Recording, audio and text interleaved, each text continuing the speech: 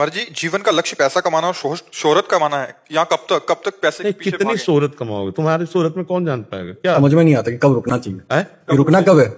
ये ऐसा प्रवाह है कि मान लो नदी का प्रवाह तो समुद्र तक है, लेकिन इसका प्रवाह का अंत ही नहीं आ रहा। आप देखो लो, जब से सृष्टि रची गई तब से चले आ रहे हैं। अगर जो धनी मानी पुरुष है उनसे बात करके देखो, उनको तृप्ति हो गई क्या?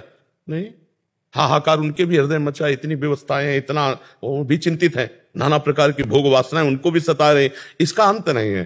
जो 1 लाख रुपया चाहता है उसको मिल जाए 1 लाख रुपया तो करोड़ की कामना जाएगा, करोड़ तो अरब, अरब तो खरब, तो बढ़ता चला जाएगा। ये माया है, इससे कभी तृप्ति नहीं होने वाली, कभी तृप्ति होने वाली नहीं। तृप्ति तभी होगी जब संतोष धन, संतोष आ जाए।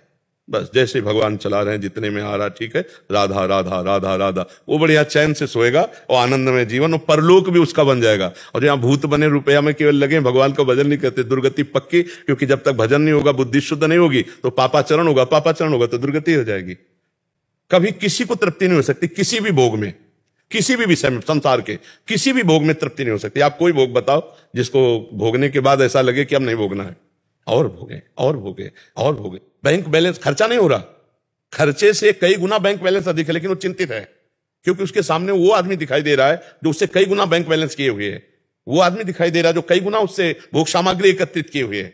हमें लगता है कि जब तक गजधन, गोधन, बाजधन ये सब एकत्रित हो गया, लेकिन संतोष धन नहीं, तो फिर जब आवे संतोष धन, सब धन धूरी समान। संतोष आ जाए, संतोष आ गया, कामनाएं शांत होने लगेंगी। बिन संतोष न काम न साही, और अछत काम सुख सपने उड़ाई। जब तक कामनाएं, तब तक शांति कभी मिल ही नहीं सकती। देखो हमारी कामनाएं कैसी हैं। एक गरीब आदमी का लड़का स्कूल जाया करता था।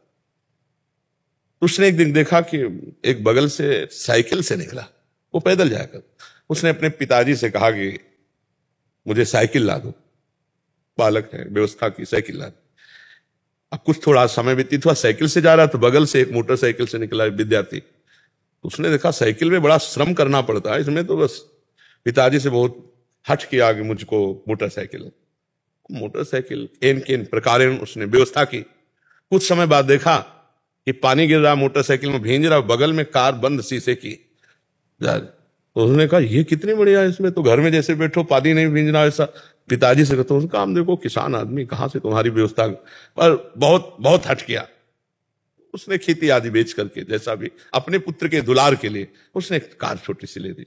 कई दिन व्यतीत हुए, कार में जा रहा था, जाम में फंसी हुई थी। ऊपर से देखा हेलीकॉप्टर जा रहा है। उसने पिताजी से कहा हेलीकॉप्टर, 4 थप्पड़ मारे, कार भी बेच दी, पैदल चला। हमें लगता है कि तृप्ति तो कहीं हो नहीं सकती।